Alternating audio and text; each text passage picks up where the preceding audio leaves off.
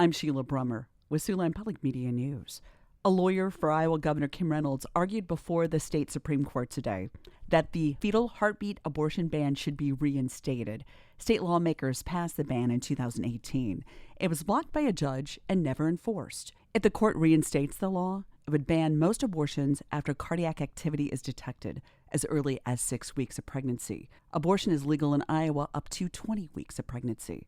Attorney Chris Shandefeld, representing the state, says the court has no choice but to let the state enforce the abortion ban after last year's rulings by the Iowa Supreme Court and U.S. Supreme Courts. What the legislature did in 2018 in enacting the fetal heartbeat law, it's perfectly consistent with both constitutions because there is no fundamental right to abortion. A lawyer for Planned Parenthood says there's no legal basis in Iowa for reviving a law that was unconstitutional when it passed and then permanently blocked by a court 4 years ago.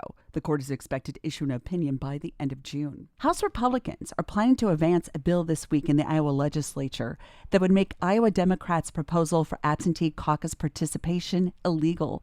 The Iowa Democratic Party proposed using mail-in preference cards for the Democratic caucuses as part of its bid to stay first in the nation for the presidential nominating process.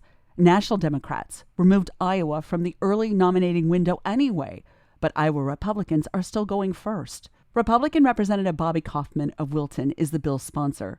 He says the plan would help both parties stay first in the nation. If we do mail-in ballot voting as a caucus in Iowa, New Hampshire views that as a primary, and they will jump us, which will jeopardize our first in the nation status. The former head of the Iowa Democratic Party, Ross Wilburn, says the absentee voting option was meant to expand access for people who can't attend caucuses in person. The bill would also require Iowans to be registered with the party they want to caucus with at least 70 days before the caucuses. Republican presidential candidate Nikki Haley continued her visit to Siouxland today. She made stops in Storm Lake and Denison today and expects to be in central Iowa tomorrow. For Siouxland Public Media News, I'm Sheila Brummer.